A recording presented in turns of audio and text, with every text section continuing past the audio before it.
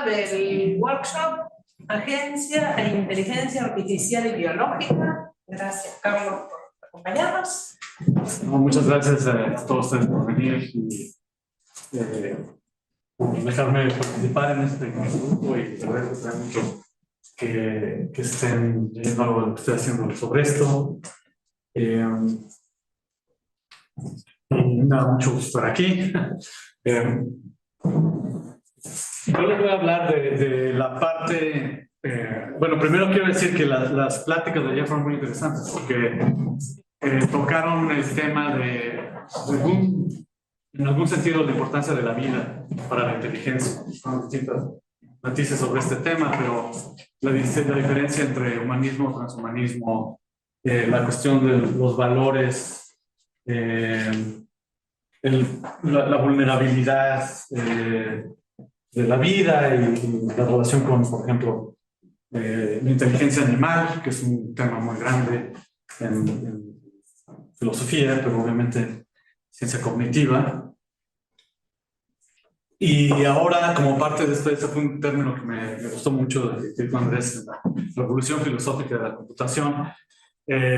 La gente que está diseñando estos algoritmos nuevos, a los que también, como bien dijo Andrés, no se les programa, sino que se les deja aprender de un modo muy interesante, que es sorprendente que se pueda lograr. La analogía que vino muy rápidamente en la mente de los que crearon estas tecnologías, que tienen una base muy fuerte en la neurociencia, y si uno escucha las cosas que dice Jeff Hinton, es totalmente inspirado por la neurociencia. Yo creo que eso es una exageración, pero sí, claramente hay un énfasis biológico. Entonces, la revolución nueva, la inteligencia artificial, que no está basada en reglas y que no está basada en programación de comandos, que era la anterior, o sea, este nuevo paradigma toma muy en cuenta la analogía con la biología, con la neurociencia, con la inteligencia animal. Y mientras más uno lee el modo en el que estos ingenieros están entendiendo el problema, uno se da cuenta que los ejemplos que son cuestiones biológicas. Y el tipo de éxito que han tenido es también muy interesante, por muchas razones. El modo en el que siempre lo explican es: el modelo anterior era muy bueno en hacer cosas abstractas, ¿no?, basados en reglas. Estos nuevos modelos aproximan muchísimas cosas que a nosotros nos importa en términos de sentido común, que era algo que era muy difícil que estas. Entonces uno habla con GPT y lo sorprendente no es que uno le responda, esto ya era muy fácil, lo sorprendente es que le responde como si tuviera sentido común. Entonces, bueno, yo lo que voy a decir hoy, les voy a hablar de la parte que Matías dijo que no le gustó, bueno, no dijo que no le gustó, pero dijo que no le gustó tanto como la segunda parte, pero es la primera parte, porque es la parte de agencia, ¿no? Y yo por agencia no tengo una idea muy loca de agencia, no creo que sea necesario, pero gente como Dennett, gente como, o sea, Stuart Russell, que es el que más habla en el libro, que es un ingeniero de la computación, les interesan tres cosas a la gente que habla de inteligencia, que son el control, la autonomía y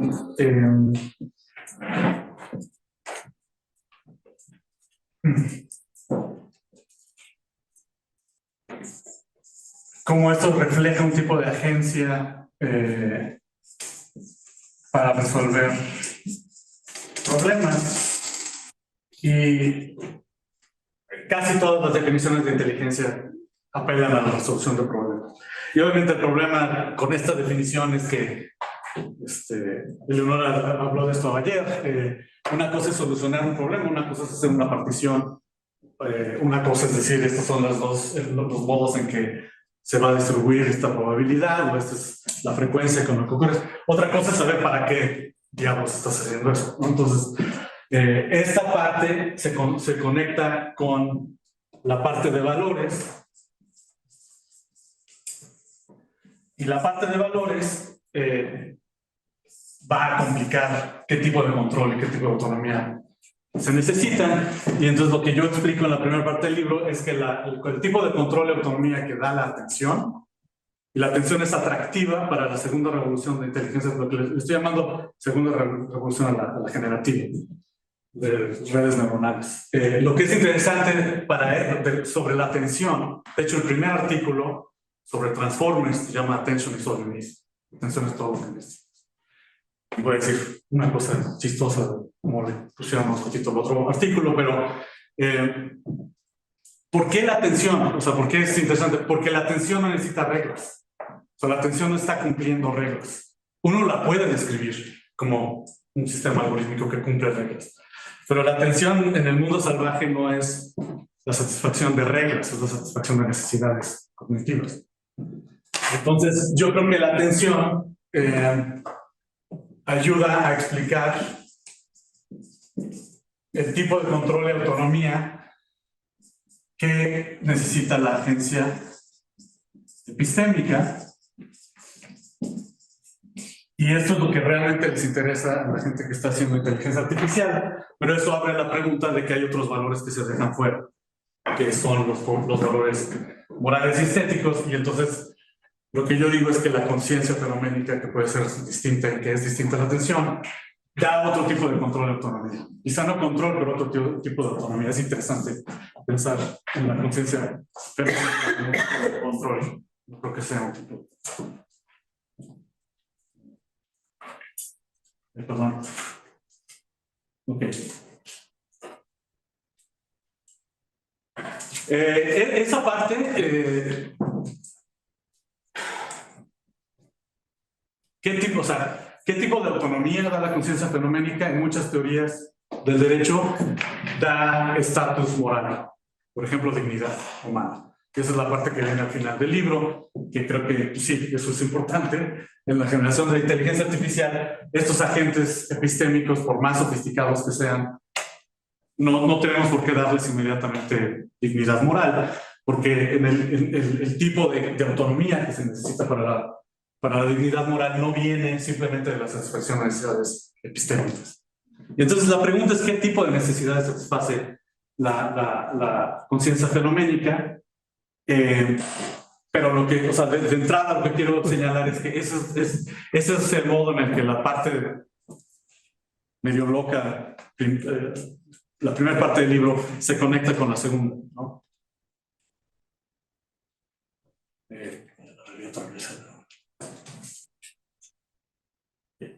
Me salté esta, que una cosa que es interesante pensar es que cuando, por ejemplo, alguien como Stuart Russell dice, uno puede hacer un sistema de inteligencia artificial con puros benchmarks, ¿no? Es decir, soluciona tales problemas, es un sistema que puede resolver problemas de matemática. GPT, por ejemplo, es universal en un sentido de Turing, pero es universal en un sentido de aproximación universal, donde pueden traducir, puedes hacer programación, puedes poner imágenes, puedes representar color a partir de texto. Eso es de todas las cosas que pudo hacer GPT. Esto es lo que más sorprendió a Ilya Sutskever, que es el que básicamente inventó GPT. Entonces, eso es súper interesante, ¿no? Pero la pregunta que todas estas gentes se hacen es, eso cada vez se aproxima más y más lo que nosotros hacemos. Que GPT a partir de texto te puede decir que algo es rojo o negro, eso es increíble, ¿no? Que sea realmente lo que nosotros estamos haciendo es otra cosa totalmente, brutalmente distinta, ¿no? Nosotros lo hacemos a partir de conciencia fenoménica y por eso voy a mencionar el ejemplo de Jackson o de María. Pero lo que siempre dicen, y a eso le llamo inteligencia, si la inteligencia artificial logra aproximar las capacidades humanas a un nivel mucho mayor que GPT, supongamos que lo logra, a eso le estoy llamando extensionalmente equivalente. O sea, eso no es agencia por sí. ¿Hay que protegerlo? Sí, como hay que proteger la propiedad intelectual de las compañías. ¿Está consciente? ¿Va a despertar mañana? No, para nada, ¿no? Esto sí es un poco más preocupante, que al estar haciendo este tipo de benchmarking, al estar aprendiendo cómo optimizar la solución a problemas a partir de un espacio con millones de parámetros, que es algo que nosotros no podemos meternos en la cabeza, que si al hacer eso logran estos sistemas tener un cierto tipo de control de autonomía, entonces ahí sí hay que preocuparnos. Y eso es no porque sean inteligentes, sino porque ya están logrando un nivel de agencia que es comparable a la nuestra, ¿no? O sea, son inteligentes del modo que nosotros somos inteligentes. Estoy llamando intencionalmente equivalente. Satisfacen necesidades representacionales como las nuestras, aprenden como nosotros, aprenden como nosotros, o sea, aprenden qué es lo que hay que aprender, etc. Y esa es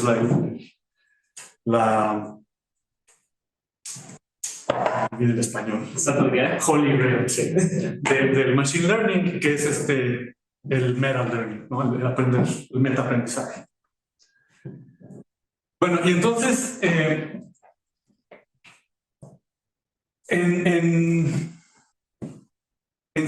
una área chica, no sé qué tan chica, pero en un área no poco considerable de semántica, es común referirse a las representaciones conceptuales y a las capacidades de referencia semántica como satisfacciones, en términos de satisfacción de necesidades representacionales. Y aquí a la que tengo muy en mente es a Imogen Dickey, que tiene una teoría del enfoque cognitivo para el problema, para resolver, dentro de muchos otros problemas. Tiene un libro maravilloso sobre filosofía del lenguaje, pero dentro de muchos otros problemas, el problema del pensamiento singular, ¿no? Y ella lo describe en términos de necesidades representacionales. Entonces, no quiero repetir eso, pero esto es muy común en el mundo animal. Esto lo hacen las hormigas, las abejas, los seres marinos. Quién sabe si lo hacen las amibas. Hay gente, Paco Calvo, que cree que las plantas lo hacen. Pero esto es algo que de algún modo puede medirse, ¿no? y puede compararse. Y aquí es donde uno empieza a ver la diferencia entre la agencia que tiene cierto tipo de control y autonomía para resolver problemas de tipo epistémico, y otro tipo de agencia que es lo que quiero, bueno, esa es la primera parte del libro, pero quiero elaborar un poco más hoy con ustedes. A la capacidad esta de satisfacer necesidades representacionales se le puede llamar, o sea, y esto es basado en la literatura de la atención, como cierta función de anclaje en el mundo, ¿no? Eso es el término que usa Imogen Dickey. Yo estoy tratando de ver cuál es la condición de verdad de una oración como mi perro pulgoso tiene 3 años, y entonces de varias condiciones de posibilidad, mundos posibles en donde existen perros llamados pulgosos, mundos posibles cercanos, lejanos. La que va a lograr darme el contenido que yo necesito para el pensamiento singular sobre mi perro y solo mi perro es el que está anclado de modo indéxico en ese animal, ¿no? Eso con respecto a las capacidades de representación, pero la atención en general lo que logra es anclar contenido, bueno, satisfacer capacidades cognitivas en términos de contenidos y en términos de contenidos que reflejan la estructura del mundo. Y la conciencia fenoménica, esto es muy controversial, ¿no? O sea, si uno le hace caso a los intencionalistas fenoménicos brentanianos, el contenido en general empieza a priori con la conciencia fenoménica, y todo lo demás se deriva, todo lo demás, matemáticas, mi perro pulgoso, planetas, se deriva de mis contenidos narrow content, Estrecho. de los contenidos estrechos. Obviamente está la tradición contraria, no os quiero ocurrir con eso, pero o sea, lo que yo creo es que esta capacidad de anclaje, que puede referirse a contenidos de cualquier tipo, no requiere de la conciencia fenoménica. Eso no implica que la conciencia fenoménica sea totalmente irrelevante para capacidad de... Obviamente no, el ejemplo de Jackson lo demuestra. Para nosotros jamás aprendemos qué es rojo del modo que lo hizo GPT. No nos tienen que dar todo el texto de internet con trillones de parámetros para decir, esto debe ser rojo. Nosotros aprendemos con experiencia de rojo. Pero el punto no es tanto... o sea, el punto es, la conciencia fenoménica es importante para nosotros para entender contenidos, pero no es fundamental, no es necesario para esta función de anclaje. Entonces, el tipo de función que creo que la conciencia fenoménica va a tener, y esto tiene muchas implicaciones para inteligencia artificial, es lo que aquí le estoy llamando familiaridad. Es un término medio raro, pero que tiene que ver con la conexión entre la conciencia fenoménica y la vitalidad de la experiencia. Y que es el tipo de vitalidad que fundamenta valores morales, estéticos, de otro tipo, ¿no? Que no tienen que ver con y que obviamente generan en nuestra conciencia, en nuestra cognición, conflictos entre preferencias y valores. Preferencias que pueden numerarse, entender de un modo utilitario, y valores que no van a ser reducibles a cualquier cálculo.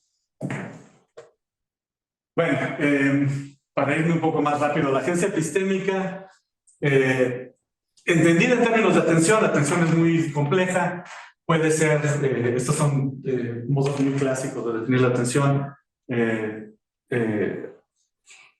procesos tempranos hacia procesos más abstractos o al revés.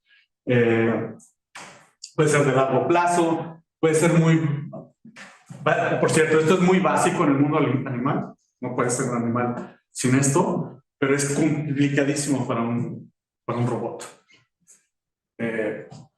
Y ya se está mejorando, pero uno de los temas interesantes es que el modo en que la inteligencia generativa opera es en términos de optimización dada un problema, es como la compresión informativa del problema, y todo el mundo está seguro que hay un tipo de representación, que algo está pasando ahí que se asemeja mucho a una representación. El problema es que no es una representación espacial, temporal, que nosotros podamos entender fácilmente. Entonces, eso es lo que genera el problema de que es capacidades muy básicas de atención en el mundo animal y humano son muy difíciles de modelar con la inteligencia artificial, pero obviamente en tanto que es inteligencia, vamos a empezar a ver cómo estos sistemas van a empezar a aproximar más y más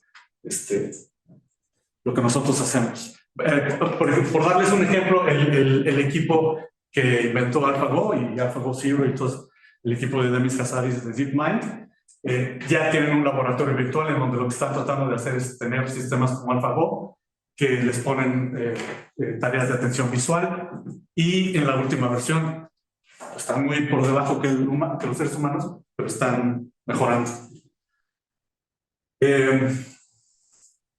Entonces la idea,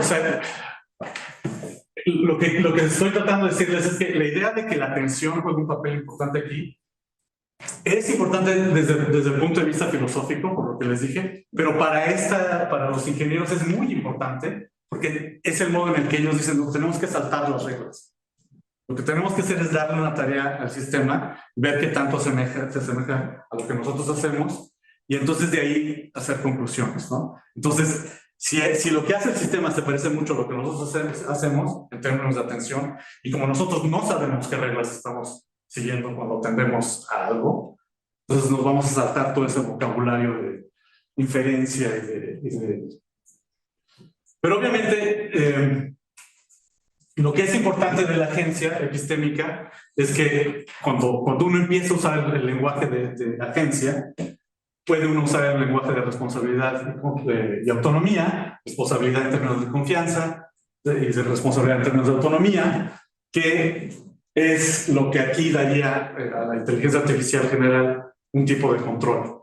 Y no estoy hablando aquí de responsabilidad de la responsabilidad que tenemos hacia nuestros padres o sea, este es un tipo de responsabilidad no más moral. Es si soy una abeja y estoy navegando en un bosque y le digo a otra abeja, porque esto pasa, aunque yo no lo podía creer cuando empecé a leer estos experimentos, le digo a otra abeja que para allá está la comida y no es cierto.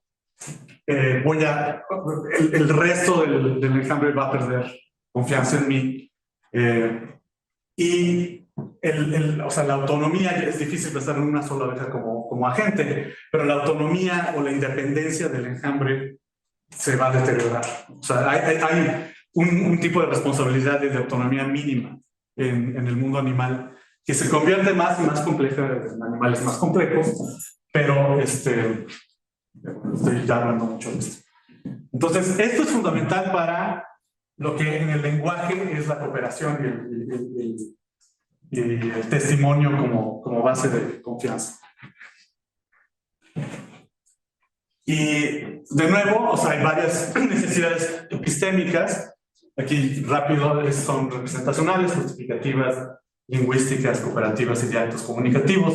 Esto se vuelve loquísimo cuando uno lee con cuidado la teoría de los actos de habla y todo lo que eso implica, y la relación entre actos de habla y, por ejemplo, el lenguaje jurídico, el lenguaje,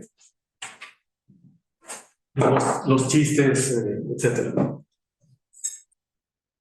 Bueno, la conciencia fenoménica jamás, desde el principio, y este vocabulario lo introduje, esto es muy importante porque ya lo damos por hecho. O sea, cada vez que yo doy quizá aquí esto no pasa, yo soy gringo, pero siempre que uno da un curso de ciencia fenoménica empieza con ellos, como si eso fuera la definición única, ¿no? Y algo que es importante resaltar es, o sea, el término conciencia es mucho más amplio y el término fenomenología todo Husserl, básicamente. Y esta definición muy subjetiva, muy subjetivista, muy específica, no debería ser la única que tenemos, pero algo que sí me parece importante de esta definición es que la conciencia fenoménica jamás se definió en términos de control o de solución de problemas o de responsabilidad epistémica. Jamás. Esto te va atrás a Rentano, ¿no? La conciencia fenoménica de Rentano es las características cualitativas de la experiencia que enriquece nuestra vida cognitiva, algo por eso. ¿Cómo eso determina nuestro control? ¿Qué tipo de autonomía nos da? ¿Qué relación tiene eso con las teorías semánticas? Esas son preguntas independientes. Pero la conciencia fenoménica no es en sí un tipo de control, es qué se siente ser, independiente de lo que yo controlo. Mucha gente, entre ellos increíblemente Chalmers, porque Chalmers ya predijo que los robots van a ser conscientes, no sé qué robots, pero que van a ser robots conscientes en 5 años, y dice que la realidad virtual tiene el mismo valor que la realidad actual. A pesar de todas estas cosas que él dice, él siempre ha dicho, la inteligencia no tiene nada que ver con la conciencia fenoménica. Precisamente porque la inteligencia es un tipo de control. Mientras más inteligente seas, más vas a controlar tu ambiente y más vas a poder controlar tus interacciones con otros seres inteligentes. La conciencia fenoménica, por definición, no es eso. Y por eso Nagel, algo muy útil que hace Nagel es decir, los animales tienen conciencia fenoménica, no porque sean inteligentes, eso lo podemos definir muy bien, sino porque no sabemos qué se siente ser ellos, ¿no?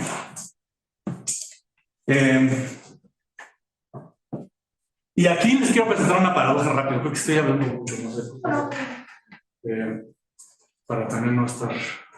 Tenés como 10 minutos más, tranquilamente. Sí quiero llegar a la conclusión. Pero bueno, aquí hay un tipo de paradoja que es interesante por esta filosofía de la computación, que es que compartimos con los animales, o sea, esto es una cosa que es un hecho, todas nuestras habilidades de atención, y también compartimos nuestra evolución en términos por ejemplo, somos seres homeostáticos y hay una teoría estática de la conciencia fenoménica, pero a medida que los animales tienen conciencia fenoménica, comparten estas experiencias de empatía, de qué se siente ser ellos, qué se siente sufrir porque otros sufren, de la empatía. Y no protegemos a los animales, ¿no? Y nadie está diciendo en 5 años vamos a proteger a todos los animales, ¿no? Porque ya les vamos a reconocer, ¿no? Pero en el caso de la inteligencia artificial y el robot, tenemos la reacción al contrario. No tenemos ninguna razón para decir que tienen agencia epistémica, ninguna razón para decir que tienen independencia o control. Y todavía menos razón para pensar que son conscientes, pero ya están saltando todo el mundo, entre ellos Chalmers, pero entre ellos también en filosofía, pero ingenieros, como el ingeniero de Lambda, no sé saber el nombre. Eric Lemoine, muchas gracias. Que lo corrió Google, porque él fue con el board de Google y dijo, ¿sabes qué? Hay que conseguir un abogado a Lambda. ¿Qué? Sí, está consciente. Yo creo que mejor te vas de la compañía. Se fue de la compañía y lo empezaron a entrevistar y causó un escándalo, ¿no? Y entonces con ellos no compartimos evolución de habilidades. La arquitectura, si le podemos llamar cognitiva, es totalmente distinta, pero existe esta tendencia, ¿no?, a tratar de protegerlos y de darles derecho, ¿no? Derechos. Entonces, esto yo lo encuentro muy interesante desde un punto de vista antropológico. Porque no entendemos bien cuál es el valor de la conciencia fenoménica. Creemos que a los robots hay que protegerlos porque tienen experiencias y que eso no es porque hay una conexión con la vida, sino porque nosotros nos encontramos chistositos o bonitos o algo, o raros.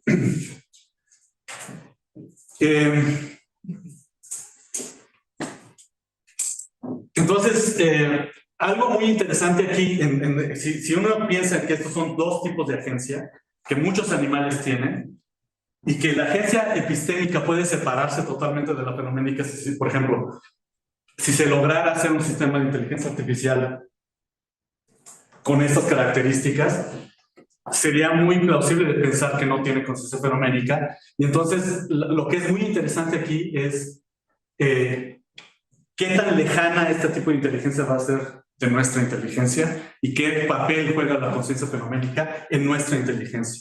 Y de nuevo, lo que quiero sugerir aquí es que a nosotros lo que nos conecta directamente con la vida y con la vida en este planeta y nuestra propia vitalidad es la conciencia fenoménica, y que eso no es simple y sencillamente un tipo de inteligencia, es un tipo de conexión a lo que le estoy llamando familiaridad.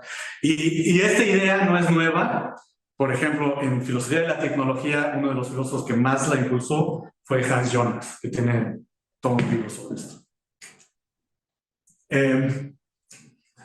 Entonces,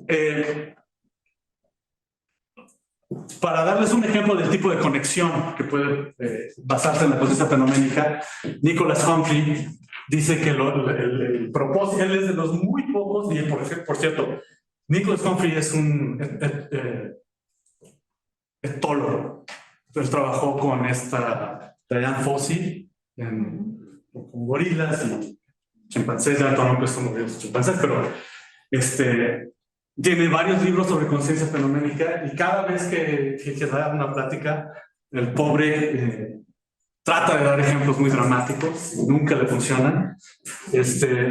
Pero él lo que dice en el libro es: la conciencia fenoménica no tiene ningún sentido. Y eso es bueno, porque lo que hace es que nuestra vida no tiene un sentido teleológico, pero lo que hace es que nosotros estemos abiertos a cosas que no importan. teleológicamente. Lo que él cree es que las experiencias fenoménicas, después de que él se pasó años y años viendo animales que hacían tonterías, que no tenían, o sea, jugaban, o sea, él cree que la conciencia fenoménica es lo que da cierto sentido de vida, lo que unifica nuestra vida, de un modo, nos da autonomía de un modo que nos conecta con cosas valiosas que no tienen que ver con inteligencia. Hume, obviamente, creyó que la empatía, la experiencia de empatía, era la base de la moralidad. Entonces, yo lo que le estoy diciendo es, de puntos de vista muy distintos, el tipo de valor que se le ha dado a la conciencia fenoménica. Claro que uno se puede ir con Chalmers y pensar que es también muy epistémico, pero eso no es incompatible con pensar que por lo menos uno de los valores importantes de la conciencia fenoménica es que es, por un lado, la base de varias teorías morales, que podría ser la base de la noción de dignidad moral, y por otro lado, la fuente de experiencias estéticas. Algo que quiero mencionar rápido que es importante es esta disociación entre la conciencia y la atención.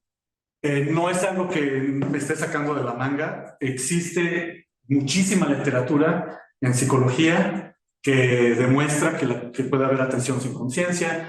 Obviamente este es un tema que los filósofos debaten, en particular lo debate mucho Ian Phillips, pero por darles un ejemplo, Chalmers lo acepta, Medlock cree que la conciencia es doble disociable de la atención, puede haber atención sin conciencia y conciencia sin atención. Entonces lo interesante es, hay evidencia empírica, hay razones teóricas para hacer esta distinción, hay razones que tienen que ver con la noción de inteligencia que justifican estos dos tipos de agencia. Y si todo esto es cierto, lo que esto nos invita a pensar es que para realmente entender a la inteligencia en todas sus magnitudes, en toda su complejidad, lo que necesitamos es empezar a distinguir tipos de agencia y ver qué tipos de seres inteligentes pueden tener ciertas capacidades y qué otros no las pueden tener y por qué razones. Por cierto, este argumento que yo tengo suena mucho a que ningún tipo de máquina puede ser consciente, y creo que sí me gusta ese argumento, pero a muchísima gente le causa, ¿no? Si es que eso suena horrible. A mí no me suena tan horrible, pero...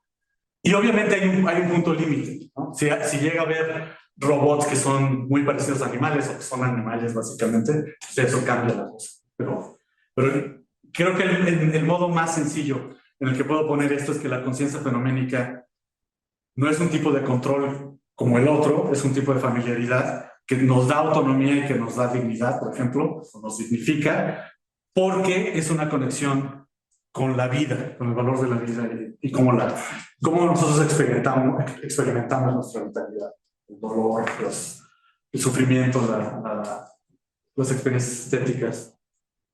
Entonces aquí es donde les quiero echar el chorro, como decimos en México, sobre María, porque el modo general de interpretar el caso de María es que aprende algo nuevo, como si fuera un LLM. Y entonces aquí está María, que es la experta mundial, y como LLM algo pasa y aprende algo nuevo. Creo que ese es un error. Y creo que es un peor error pensar que lo nuevo que ella aprende es un hecho que no existía, que el dualismo es cierto.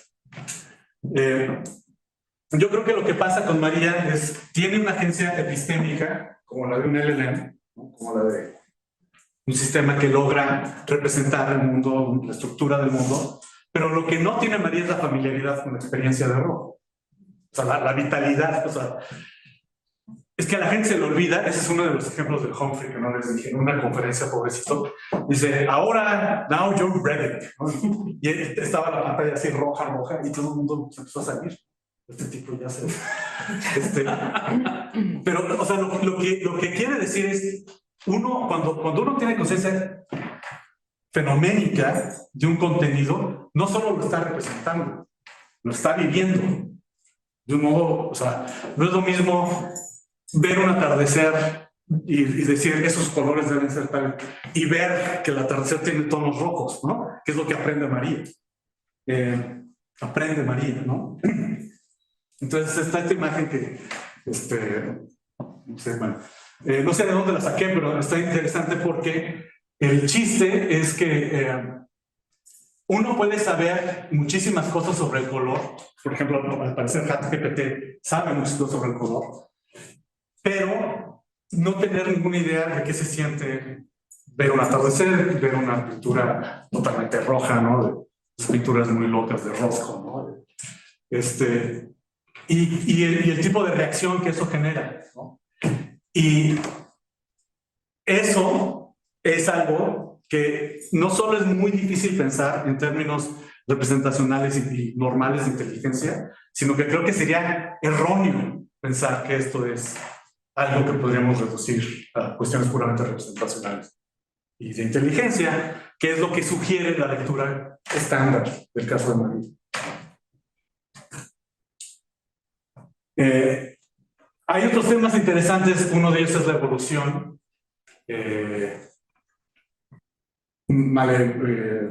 Mencionó el trabajo de Boden. Boden está muy, o sea, Boden cree que la evolución es una de los requerimientos para la inteligencia. El hecho de que las mentes evolucionaron deben ser una de los criterios para determinar si un ser es inteligente o no. Pero son distintas cosas, pero ahorita lo que les quiero enseñar es que existe todo el mundo de la cognición animal, y esto es un modo en el que la inteligencia artificial puede hacerse no solo filosófica, sino más científica, y Melanie Mitchell habla mucho de esto. Dice, no es como que ustedes están inventando qué es la inteligencia. O sea, llevamos 150 años de estudiar inteligencia animal, ¿no? Y también existe la conciencia en animales y la atención en animales, mucho más investigación, obviamente, en la atención en animales, pero todo esto son áreas que deben estudiarse a partir de la filosofía de la mente. Esto es algo muy rápido que les enseño, de una cosa que hice en 2015, de cómo uno puede separar las capacidades de atención de ciertos modos de conciencia, incluyendo el lenguaje, que es lo que usa. O sea, lo que les quiero que vean es, los LLMs están aquí. Ese es el tipo de inteligencia que son. Nosotros tenemos todo, o sea, los animales tienen un repertorio mucho más amplio. Obviamente con el lenguaje podemos hacer muchas cosas, y las hemos hecho, y estos sistemas aprovechan la cantidad increíble de lenguaje que hemos producido en el Internet, con los problemas de que casi todo es en inglés, etcétera. Pero, o sea, esto es un modo en el que la evolución importa. Va a haber modos de atención que no tienen nada que ver con que uno esté consciente. Va a haber formas de conciencia en donde la fenomenología no es tan importante como el acceso, por mencionar la distinción de Bloch.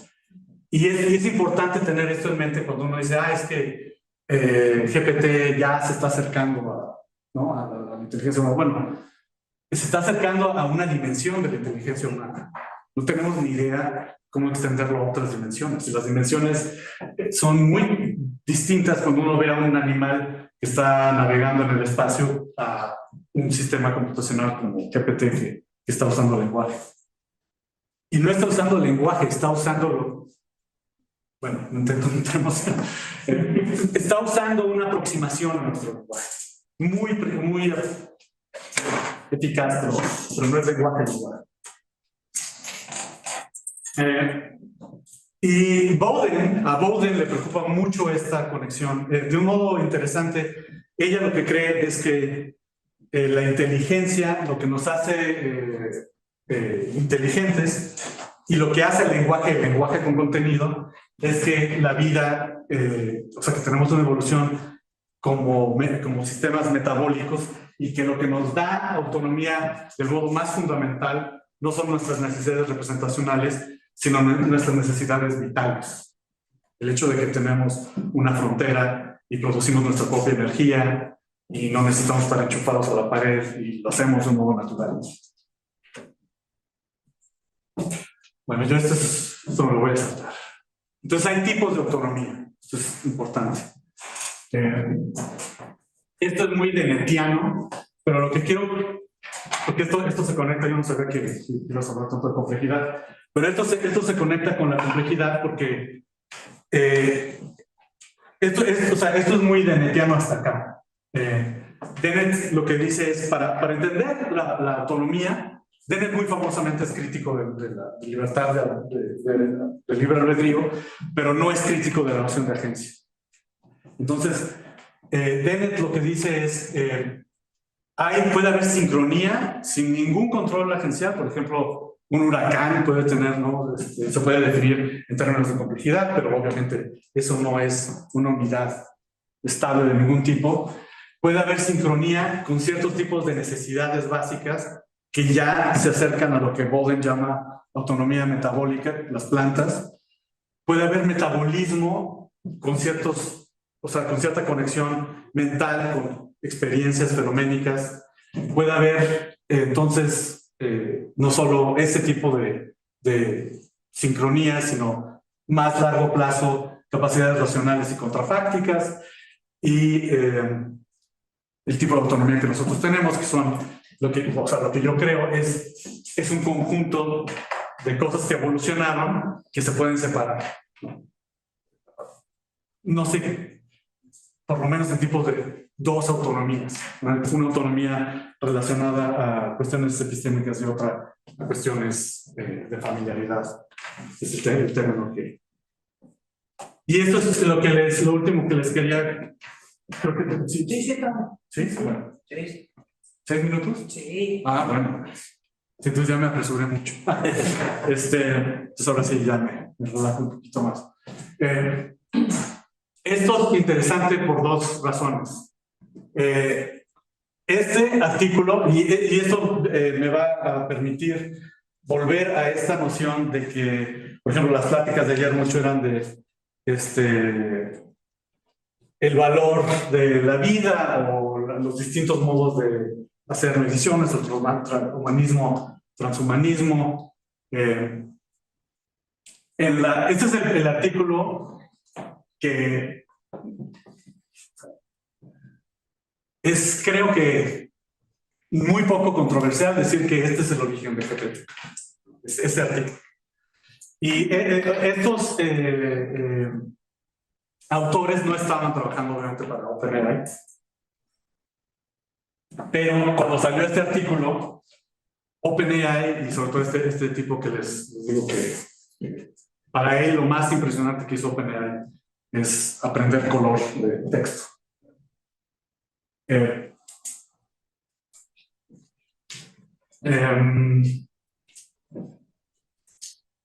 en una entrevista lo dice explícitamente, no habíamos entendido cómo el escalar, porque para ellos lo más importante es que estos sistemas,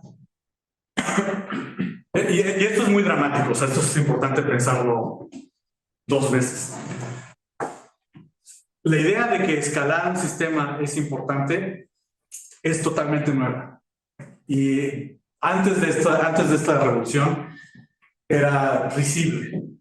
Porque la idea es, tú le tienes que meter mucho programación al sistema, tiene que haber mucha estructura de programación, los algoritmos tienen que funcionar muy bien.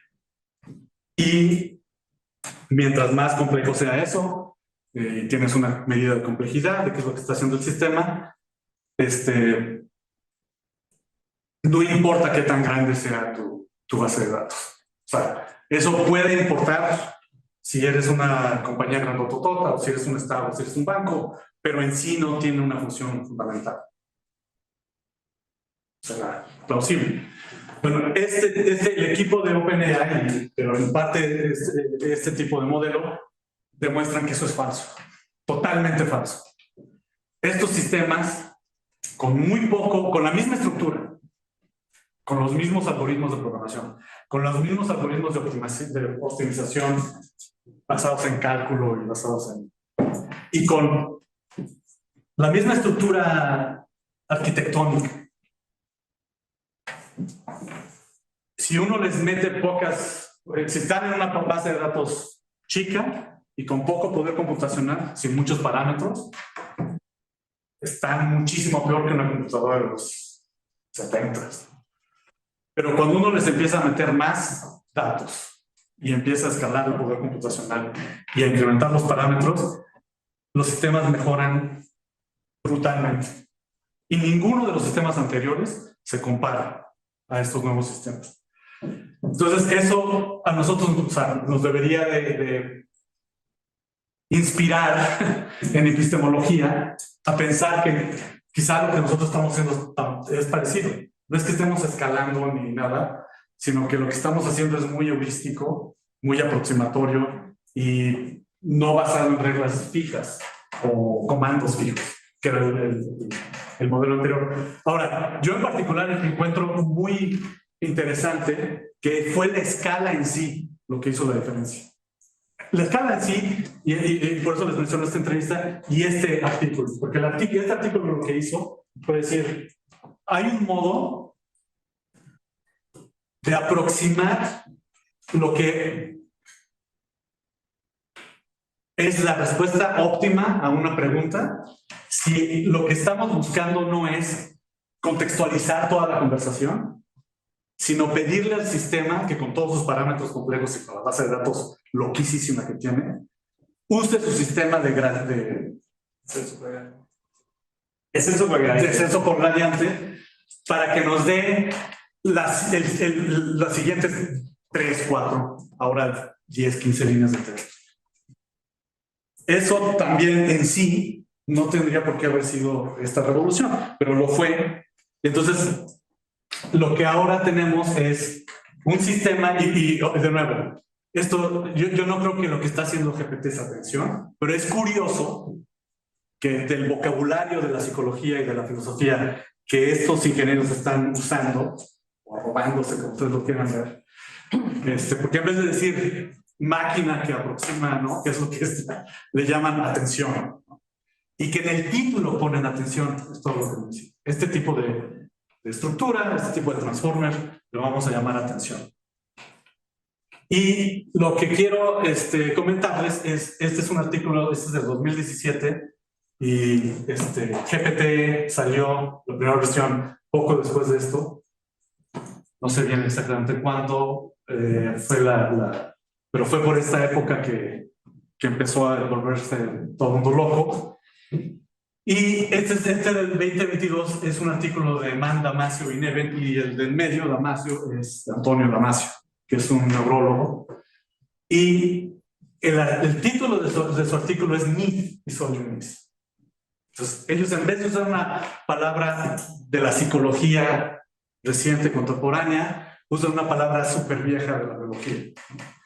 Y la razón es porque a lo que les interesaba a Daswani y a sus colegas era cómo lograr que con los poderes, ¿no?, dramáticos computacionales de estos sistemas, más las bases de datos gigantescas,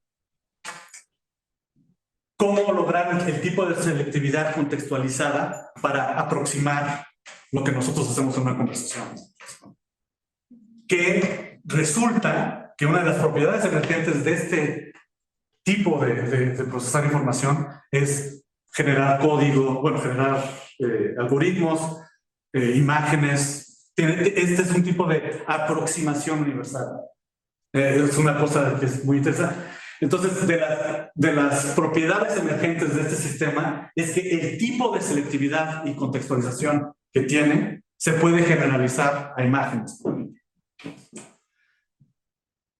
Y lo que ellos dicen es, eso es interesante, pero no va a tener, el sistema no va a tener una semántica propia, no va a tener autonomía epistémica, porque es un sistema desconectado del mundo. Entonces, lo que quiero que vean es que, o sea, lo que dijo Andrés es cierto. Ahorita esta es una revolución filosófica de la computación. O sea, yo no tenía ni idea de este artículo cuando empecé a pensar en esos problemas. Luego cuando lo vi dije, Damasio, porque la conciencia, si es cierto que la conciencia fenoménica es un tipo de conexión con la vitalidad y un tipo de necesidad que nos hace inteligentes de otro modo, que nos da otro tipo de autonomía, puede haber un tipo de autonomía vital que satisfaga necesidades epistémicas de otro modo a este tipo muy abstracto algorítmico. Ellos lo que dicen es muy parecido a lo que dice Margaret Boden, que sin la vulnerabilidad biológica de un ser conectado con su medio ambiente, con necesidades, yo como lo veo es, esto no necesita conciencia fenoménica, aunque obviamente la conciencia fenoménica es la conexión con la vitalidad, pero no necesita porque aquí lo que hace falta es que la necesidad cognitiva y representacional esté conectada con las necesidades de un animal, vitales de un animal. Y para eso no hace falta conciencia fenoménica. Una abeja puede tener eso. No le quiero negar conciencia fenoménica a las abejas, pero el punto de Damasio y Nebel es muy importante porque lo que dicen es, sin esa estructura de vulnerabilidad, de conexión con el medio ambiente, la semántica está impuesta arbitrariamente, o desde fuera o desconectada sin conexión. Y bueno, esto es un poco repetitivo y creo que ya quedó. Gracias.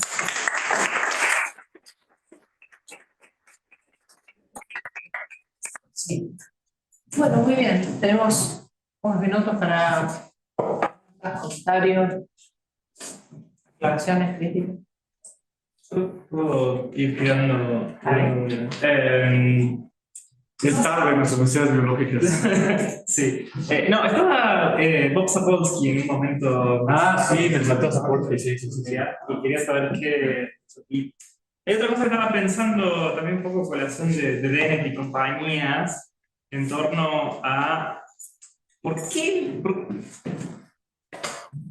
Para decirlo de otra forma, creo que sí se puede pensar la conciencia, incluso la conciencia fenoménica, como una arquitectura de control. Y es control sobre el ambiente y también como un control sobre la atención, pensando en eliminar cierto tipo de situaciones que no deberían ser, si yo quiero mantener estable o mantener al ser viviente, o mantener su supervivencia. Y la contraposición serían los sueños, me parece. Pensando un poco lo que charlaban del simposio de la semana que viene, ¿no? Hay algo, me parece, en la conciencia en torno a mantener la atención en lo que no está cambiando, o en lo que está cambiando en el ambiente, y ahí hay otra noción de familiaridad. Y se me ocurre que uno puede pensar la conciencia como el control de un yo para que mantenga una narrativa estable frente a la innumerable cantidad de cambios que puede haber.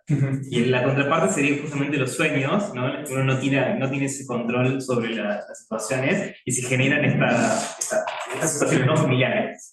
Sí. No, yo creo que, o sea, y aquí es donde es importante que creo que se vea que siempre esta distinción se puede hacer, lo intencional y lo extensional, ¿no? Sí podemos describir la conciencia de este modo, y de hecho es indispensable para nosotros, porque si no, no sabríamos que tenemos vida interna, ¿no?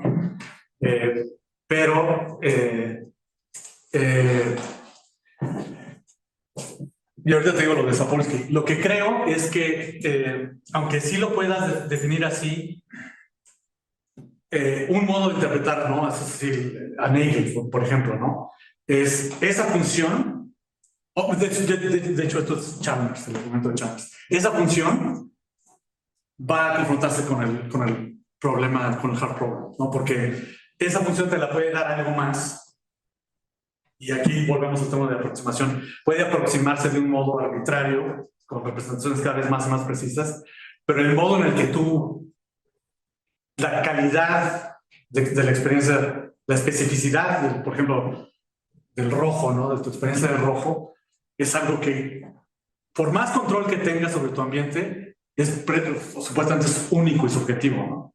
Y esto lo puedes exagerar, ¿no? Por ejemplo, puedes decir, yo puedo clonar mucho de la información que te da control sobre tu cuerpo, pero lo que no puedo clonar es tus experiencias, ¿no? Entonces, desde el punto computacional lo puedes ver desde esta. Ahora, Sapolsky es importante aquí porque el sentido de familiaridad tiene que ver con que nuestras experiencias siempre las sentimos como propias, y cuando no las sentimos como propias, eso genera un tipo de disonancia mucho mayor que no representar bien al medio ambiente. Y Sapolsky tiene un artículo que creo que cito en el libro, donde él dice que las redes sociales y de algún modo la realidad virtual nos están despersonalizando. O sea, nuestras experiencias se están volviendo cada vez más ajenas. Y las vamos a hacer más ajenas a partir de nuestras interacciones con robots. Tenemos varias preguntas. Sí. Gracias por la charla, Carlos. No, yo quería preguntarte sobre los valores y el suelo de los valores, ¿sí? La conciencia fenoménica que está vinculada a esta idea de la experiencia vivida, anclada en nuestra condición biológica, y eso ocurre en un trasfondo de las necesidades, ese sería el suelo fértil del valor, que hace que la atención esté, digamos, conformada por lo que nos importa y nos preocupa. Ahora, ¿cómo pasás de las necesidades a lo que nos importa y nos preocupa en el sentido más sustantivo? Sí, es una muy buena pregunta. O sea, el modo en el que... o sea, la palabra necesidad suena a que es el piso. Entonces, lo que trato de hacer en una parte del capítulo 2, pero sobre todo en el 5, es que si uno... O sea, yo uso la teoría de la jerarquía de necesidades de Maslow, pero según yo, no tiene uno por qué comprar la teoría de las necesidades de Maslow. Lo que creo que sí es importante es que hay necesidades que tenemos que no son de piso. Por ejemplo, la necesidad que tenemos a ser tratados con dignidad, que Maslow menciona. Dice, por ejemplo, yo puedo garantizar que todo tu vida va a estar, que todas tus necesidades básicas van a estar satisfechas, que tus preferencias van a ser acomodadas, pero que de algún modo tú vas a depender de alguien, ¿no? O que te van a tratar de un modo poco digno. Creo que de las cosas que la conciencia fenoménica permite es ampliar la noción de que eres un ser racional hacia no solo la noción de que eres un ser racional, sino que eres un ser racional con dignidad, que no puede ser tratado así. Ahora, de la experiencia de mi propia condición biológica, ¿no? Y de la experiencia, de mi experiencia como mía en el entorno, en la interacción, ¿cómo montás la dignidad? ¿No? Sí, eso es complicado. O sea, una de las cosas que es complicada es si la conciencia, eso lo vemos con el trato de los animales, si la conciencia es la base de la dignidad o de la protección, del estatus moral. Pues la dignidad parece asociarse a una especie de reconocimiento. Sí, yo lo entiendo como un reconocimiento del estatus moral de un ser. Y obviamente en el caso humano está la cuestión de cuándo empieza exactamente ese estatus, y en el caso de los animales, cuál es la base, ¿no? Y una de las respuestas es el sufrimiento, ¿no? Un tipo de experiencia fenoménica, pero entonces el hecho de reconocerlo, o sea, una cosa es que sea la base y que sea la base que permita este tipo de lenguaje dignitario. Pero otra pregunta mucho más compleja es, ¿cómo es que decidimos? Claro. Eso es otra pregunta que es mucho más compleja. Porque, por ejemplo, sabíamos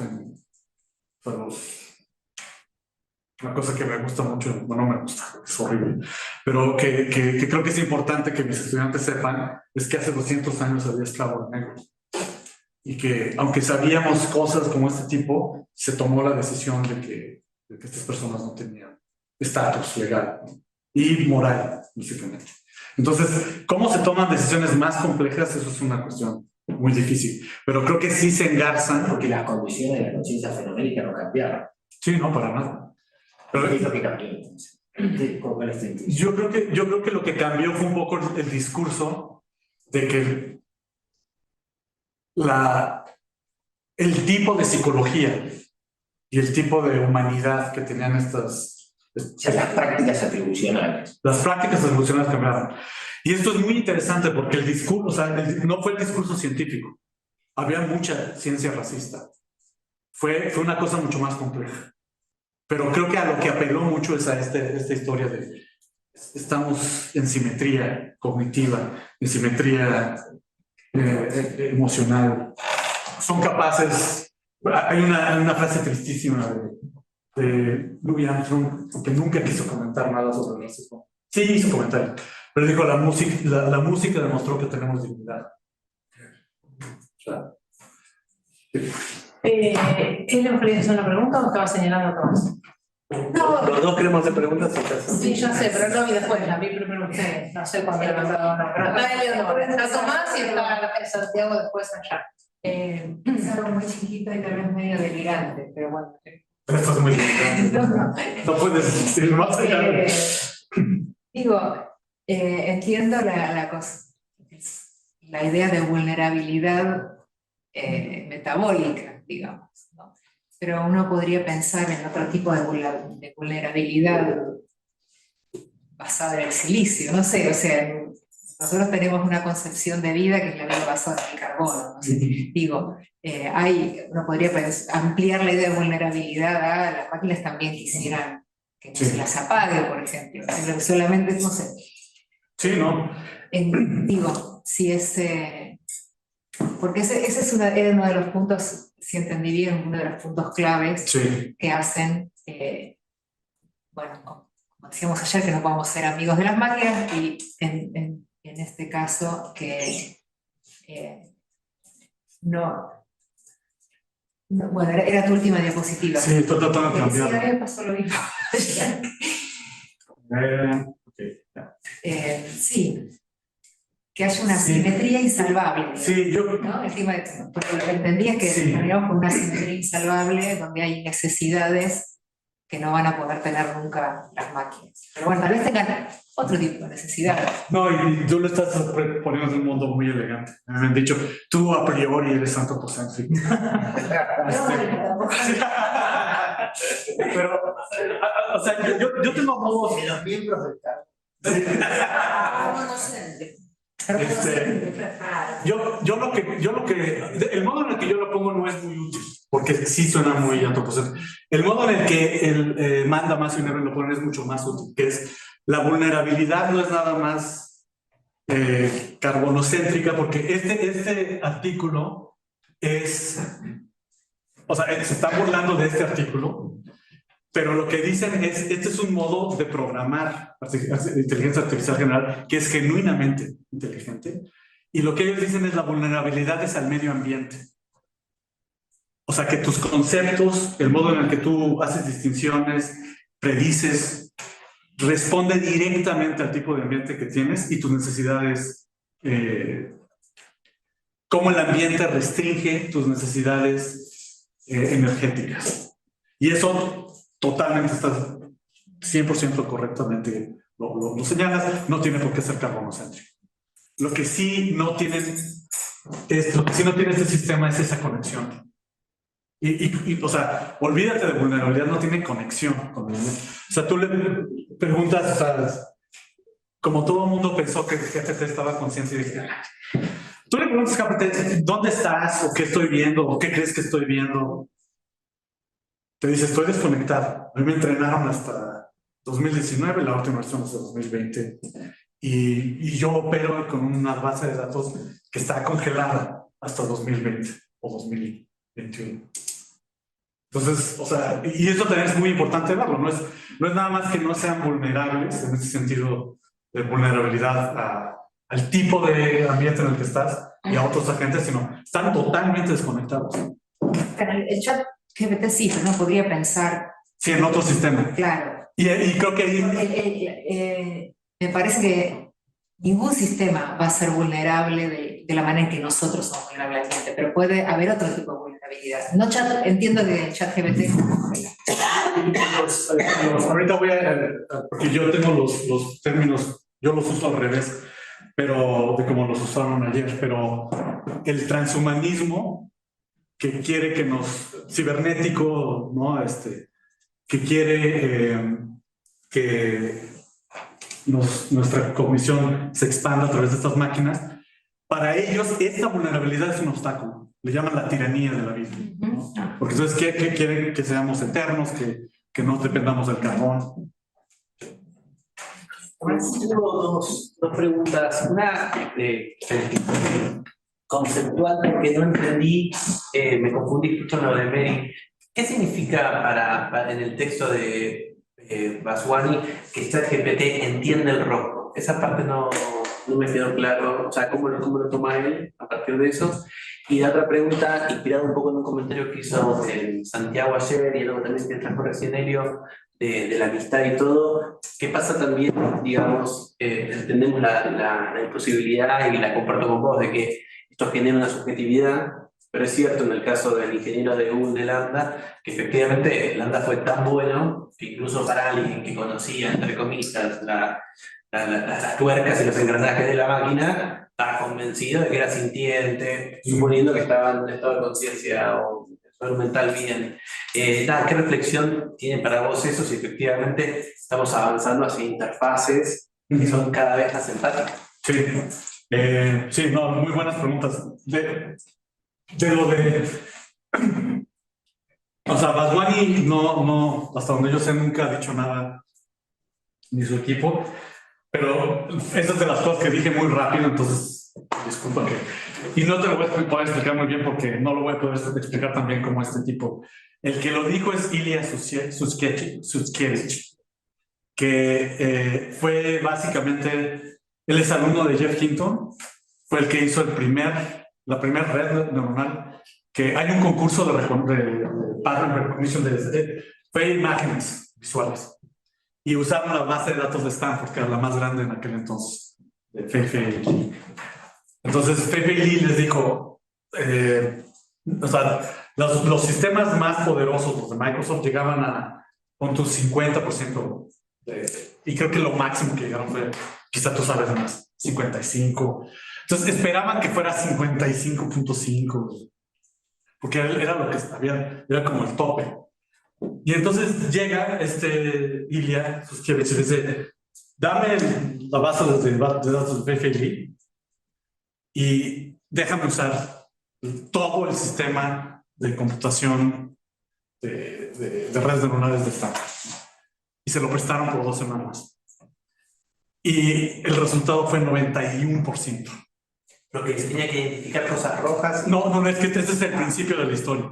Entonces, ahí fue donde él demostró que con una cosa que nadie creía que se acercara a nada bueno, les dio en toda la torre a todos los demás equipos que habían trabajado en este problema años.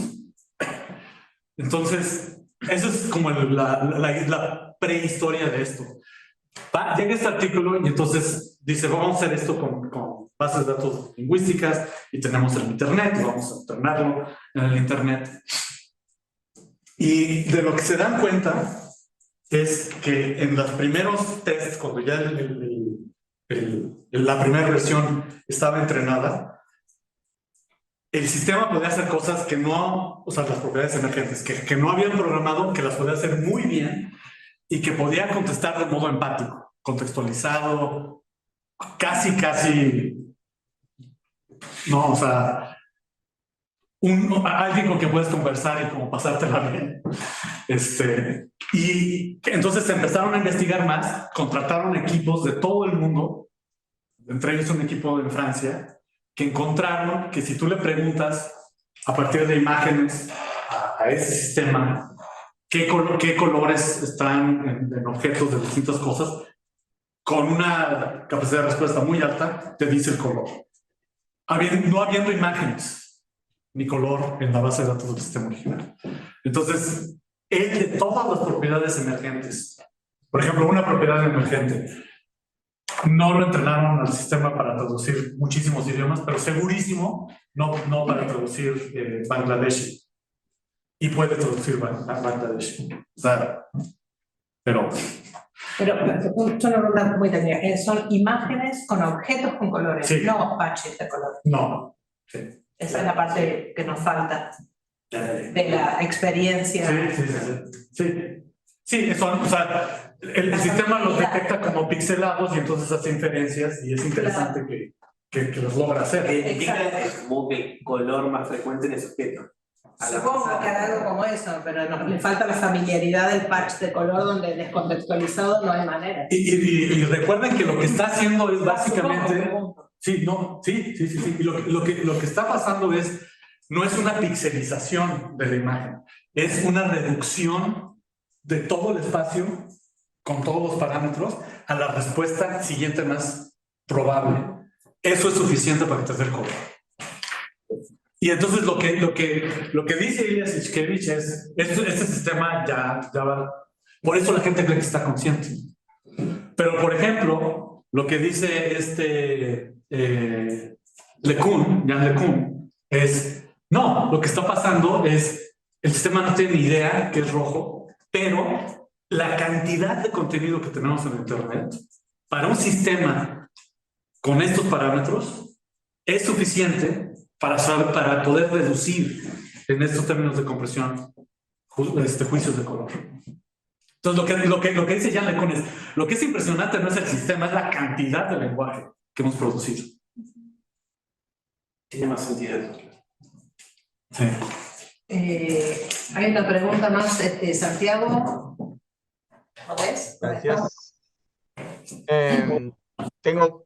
Voy a tratar de hacer una sola pregunta porque me gustó mucho el libro y me parece muy interesante todas las dimensiones de esta discusión. Por lo que entiendo, o sea, me gusta mucho la idea de que la familiaridad con el mundo es lo que permite constituir un horizonte moral compartido, ¿no? La idea de que hay una especie de reacción similar al mundo que tenemos las criaturas biológicas. Pero no estoy seguro si entiendo cuál es el argumento por el que, por principio, esa relación de familiaridad es imposible para entidades artificiales.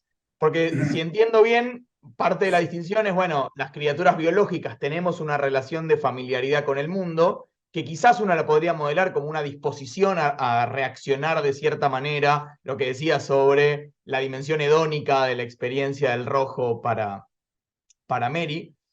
Pero no me queda claro, hay dos cosas que no me quedan claras. La primera es si lo que estás diciendo es que esto es por principio imposible para una entidad artificial, o si lo que estás diciendo es que es imposible dadas las capacidades actuales. Ese es el primer punto.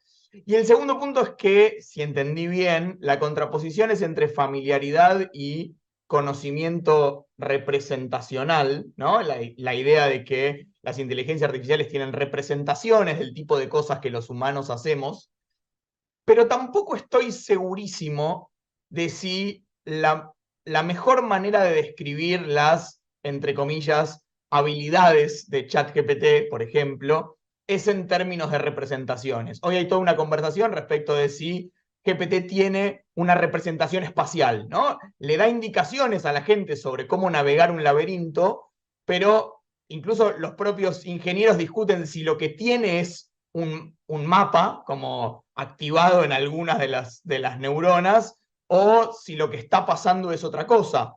Y quizás la manera de modelar esas, de vuelta, no sé cómo decirlo, capacidades, habilidades, no es como una representación, sino como, bueno, tiene una suerte de heurística entrenada por descenso de gradiente que le dice, ante cierta situación, hace tal cosa. Y si así fuera, eso parecería no ser tan distinto del tipo de cosas que hacemos las entidades biológicas. Entonces, esos dos puntos, si la representación, si la familiaridad es por principio imposible para entidades artificiales, y si la mejor manera de describir lo que hacen las redes neuronales es en términos de representaciones. Te voy a tratar de responder lo mejor que pueda. Muchas gracias. El argumento es, en principio, para máquinas concebibles dentro del esquema actual. No, según yo, no hay nadie que tenga idea de cómo hacer una máquina como la que quiere Damasio. Puedes entrenarla en un espacio ficticio, pero mientras más nos aproximemos a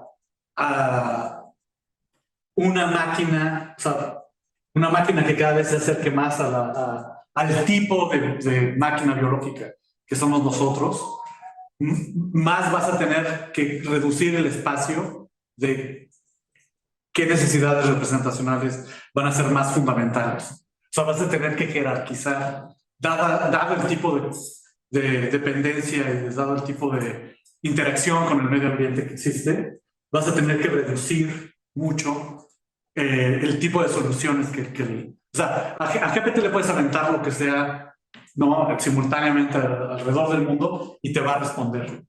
Y de un modo muy interesante, eso demuestra que uno puede decir no tiene realmente capacidades representacionales, pero incluso si las tuviera, están muy desconectadas del tipo de capacidades que un agente inteligente tiene, que están muy reducidas a cosas que la gente inteligente necesita satisfacer. Dentro de ellas, rankear sus necesidades cognitivas. Ahora, yo estoy de acuerdo contigo de que un sistema que está solucionando problemas a través del descenso de gradiente no tiene representaciones como por ejemplo de color o conceptuales. Pero el mejor argumento que he escuchado de que sí hay un cierto tipo de representación, por cierto, yo no he leído el libro, ahorita estábamos platicando del libro de Cameron Buckner, no he leído ese libro, pero ese libro supuestamente se dedica a esto, ¿no? Aunque no son representaciones en estricto sentido, sí son inferencias, sí parecen ser inferenciales. O sea, el salto de decir, me estás... ¿Cómo haces una inferencia sin algún tipo de representación? No, por eso es lo que digo. A ver, explícame. Es el mejor argumento que yo he escuchado. Es imposible. Y lo dice Jeff Hinton. O sea, lo que dice Jeff Hinton es el modelo de Transformer tiene este paso de donde está toda la base de datos y te da los siguientes 5 más probables oraciones o como esté programado. Y ese paso que le llaman compresión, según Hinton, es imposible si no existe una representación previa. Una representación del espacio de opciones, de cómo optimizarlas y de qué es lo que hace esto la mejor solución o lo más probable. Entonces, si es exageración llamarle inferencia o no, pero ese es lo mejor que yo he escuchado. Ahora, en términos de, sí, creo que ya, o sea, de tu pregunta sobre conciencia fenoménica, creo que ahí te diría lo mismo, que es que mientras existe esta diferencia entre la autonomía que tenemos como seres conscientes y la que nos da ser inteligentes, lo que necesitamos es diseñar máquinas que de algún modo interactúen con el medio ambiente, de un modo que haya representaciones, de otro modo que haya experiencias del tipo que tenemos. Entonces, y que esas son cosas distintas. Pero bueno. Puedo, yo me quedé para el final, pero no hay más preguntas. Tengo una preguntita que tiene que ver exactamente con esto. Me dio la impresión a lo largo de tu exposición, en todo el libro, etcétera, que si en lugar de focalizar en la idea de experiencia fenoménica o focalizaros en la vida afectiva o le agregaras a la conciencia fenoménica tan neutra como suele aparecer en mucha literatura filosófica, el carácter valorativo que tiene nuestra experiencia fenoménica. O sea, nuestra experiencia fenoménica, más a la experiencia de rojo, es placentera o displacentera. Nos atrae o nos aleja. O sea, tiene una dimensión valorativa en sí misma la experiencia fenoménica. Yo prefiero hablar de vida afectiva que de experiencia fenoménica, pero digamos, es esa parte de nuestra biología, de nuestro ser de carbono, que tiene que ver con nuestra homeostasis en el entorno y sí, no puede entenderse desacoplada del entorno, porque en el fondo no es simplemente experiencia fenoménica subjetiva que solo yo conozco, sino que me hace bien o me hace mal, que me atrae o me aleja. Y eso por ahí, agregarle ese costadito valorativo que está, permite, por ejemplo, después responder preguntas como cómo se pasa de ahí a cuestiones estéticas, valorativas, normativas, éticas o eso. Simplemente no sé, su comentario. No, estoy totalmente de acuerdo contigo. Yo no quiero que la noción de conciencia fenoménica sea valorativamente neutra. Creo que ese es el problema. Claro, de la noción de Nagel. Exacto. Y entonces, no, yo estoy totalmente de acuerdo contigo y creo que no lo hice muy bien en el libro. Esto es Luego me dices, luego me das consejos. Porque tiene que ver con cuestiones afectivas, ¿verdad? Exacto, exacto. Hay que agregarle Sí. esa despicada. Sí. No, y que eso es una parte muy importante de nuestra inteligencia. El sistema nervioso. En las emociones ahí. Sí, perdón, pero es que yo estaba evitando preguntar porque no sé muy bien si esta pregunta tiene mucho sentido, pero estaba pensando en robots como Sofía, ¿no? Que tienen esta parte como de conexión afectiva en algún sentido, o al menos esa es la intención, pero que no tienen ese aspecto de la conciencia fenoménica. En algún sentido, o sea, ¿cómo verías tú ese caso, por ejemplo, de ese robot que hasta ciudadanía tiene? Sí, yo conocí a Sofía y pobrecita, ¿eh? Con trabajo puede moverse, pero yo, lo que como yo lo veo es que hay todo un programa que se llama inteligencia artificial afectiva y lo empezó Frank Picard. Yo soy de Picard. Y del modo en que lo veo es, hay una parte medio oscura de ese programa que es tratar de obtener información de ti a través de redes sociales, pero también de realidad virtual, de medir tus reacciones biológicas y de usarte como base de datos para que entonces el sistema mejore y prediga tu comportamiento y como buen algoritmo de red social te hagas adicta a ciertos productos o que prediga que... Entonces, esa es una parte del programa de inteligencia afectiva que a mí se me hace medio cuestionable. La otra parte es diseñar robots que usen esa información para tratar de, por ejemplo, este ejemplo lo mencionaron ayer, hacerse cargo Robots de compañía. Exacto, robots de compañía. Yo lo que creo es, en primer lugar, puedes generar muchos riesgos ahí, porque si la gente cree que está interactuando con un ser humano, los estás engañando y realmente están interactuando con una compañía. No tenemos agentes independientes que puedan cuidar ahorita, ¿no? Y la otra cosa es que creo que aunque sean súper sofisticados en entender súper bien qué emociones tienes y cómo interactuar contigo, mientras no tengan, esa es la distinción que estoy usando aquí de extensional e intencional, aunque sean súper parecidos a ti y reflejen mucho a través del lenguaje sobre todo, el tipo de afectividad que tienes, si ellos carecen de cualquier tipo de experiencia afectiva, no van a poder ser agentes morales y no les deberíamos dar. Es que esto es muy importante, a mí me importa el lado legal, sobre todo porque, no legal, sino de estatus, porque no, o sea, si todo el mundo está feliz, ay sí, hay que darles, ¿no? Pero estas son cosas que puedes clonar, ¿no? Millones de veces. Entonces, y la pregunta es, ¿qué tipo de afectividad podrían tener? Y yo no quiero negar que podrían ser interactores, sí.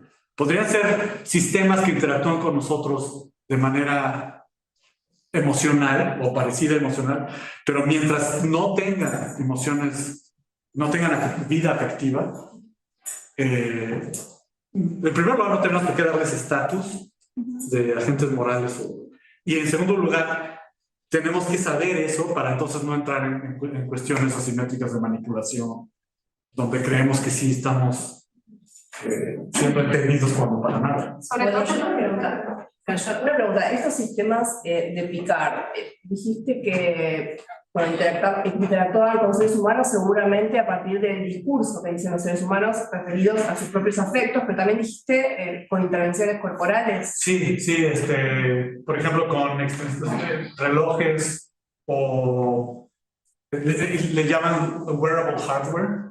Claro. Y entonces el sueño dorado es traes unos lentes que están registrando tus preferencias visuales, miden qué es lo que ves, reflejan un poco el ambiente, te dan estímulos, obtienen mucha información, están midiendo tus reacciones, con quién estás pasando mucho. O sea, es un monitoreo orwelliano. Sí, total. Sí. De todos modos, no creo, por ejemplo, que las proposiciones emotivas que emita un sujeto tengan algún tipo de predictibilidad o que puedan asociarse de alguna manera con la experiencia para registrar en una computadora de manera tal que esta computadora pueda dar respuestas que sean similares a los seres humanos. No tiene ninguna razón de ser, ninguna cientificidad, porque no hay manera de predecir las frases de un ser humano. Sí, y lo importante es, esto sigue en estado muy programático. Picard ya no está muy activa y ha sido criticado por sus propios colegas. Y en lo que acabó mucho ese programa es cómo hacer más humano a la inteligencia artificial. Entonces, esta parte muy comercial del inicio la han tratado dentro porque suena muy orwelliana. Bueno, creo que ya hicimos miles de preguntas. No, Mil muchas gracias, gracias. Carlos, por celebrar.